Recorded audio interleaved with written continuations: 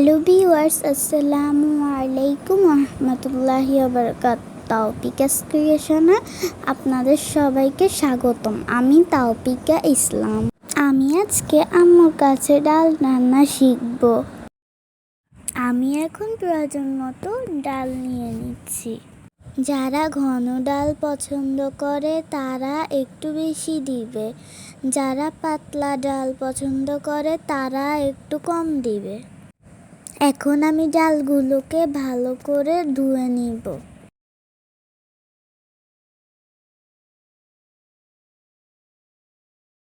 ধোয়ার পর ডালগুলো ভালোভাবে ছেঁকে নিব।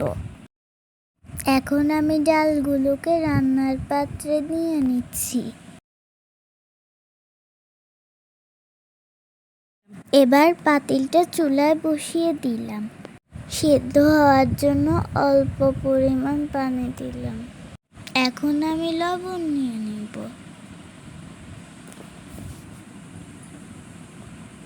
লবণটা একটু পরিমাণ মতো হিসেব করে দিতে হবে, যাতে বেশি হয়ে না যায়। কম হলে পরে আবার দেওয়া যাবে।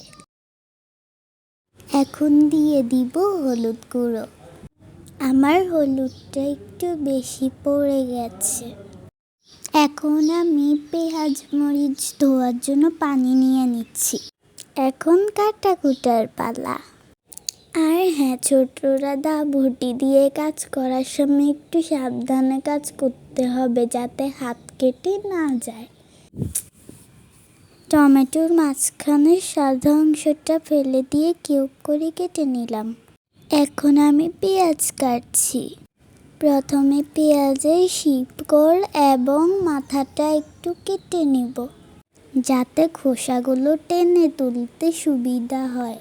পেঁয়াজগুলো খোসা ছাড়িয়ে পানিতে ভিজিয়ে দিলাম, যাতে কাটার সময় চোখে পানি না আসে। পেঁয়াজ কুচি করার সময় মাথার দিক থেকে করতে হয়, শিকড়ের দিক থেকে করলে কোষগুলো আলাদা হয়ে যায়। এখন আমি মরিচ কাটছি। মরিচগুলো 4 টুকরা করে নিয়ে নিব।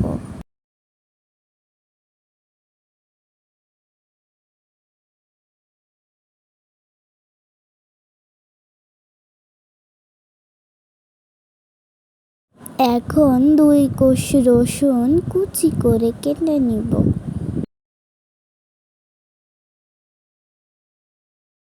এবার ডালের মধ্যে একটু রসুন কুচি দিয়ে একটু পেঁয়াজ কুচি দিয়ে চুলাটা অন করে দিব।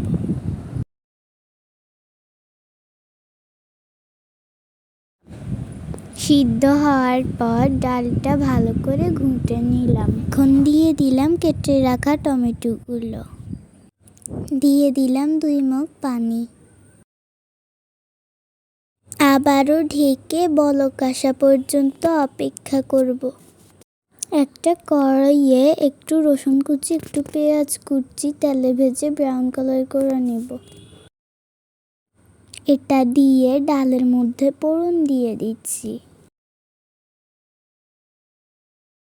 নেড়ে চেড়ে ফোড়নটা মিশিয়ে নিচ্ছি।